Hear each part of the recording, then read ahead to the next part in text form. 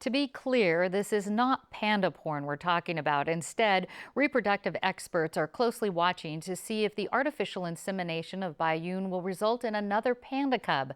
Joining me with a spring update from the San Diego Zoo and Safari Park are Global Ambassador Rick Schwartz and Barbara Durant, Director of Reproductive Physiology at the San Diego Zoo Institute for Conservation Research.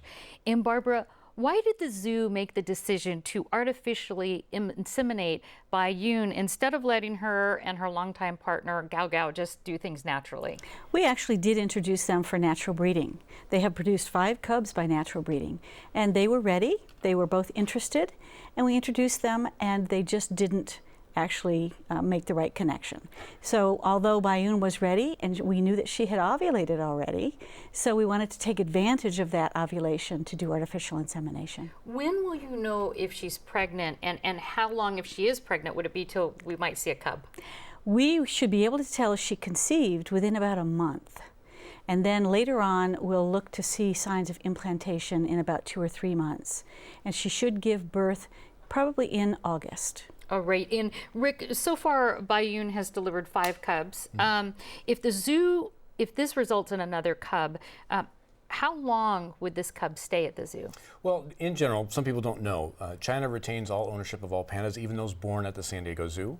The agreement, though, does state that they'll stay at the San Diego Zoo till at least age 3. At that point, China can choose to leave them at the San Diego Zoo longer, which has happened in the past, or sometimes ask for them to come back to China to be part of one of the breeding programs there or conservation efforts on that side. So the cubs stay here for a little while, typically? Yeah, because essentially that mimics how long a cub would be with mom through the process of weaning and then still spending time with mom and eventually then going out on their own. They are solitary by nature, so when they reach that age point, that's when they would venture out. They're ready to fly the coop there. Barbara, there's one northern white rhino. I want to move on to a different species here in the safari park. She's one of only a handful left in the entire world, I understand.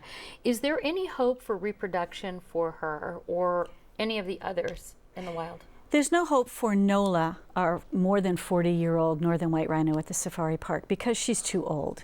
However, she may still have viable eggs, and we may be able to harvest them. But there are 3 in a conservancy in Kenya. There's a possibility that 2 of those females could reproduce. There's a 5th one in the Czech Republic who is also too old to reproduce.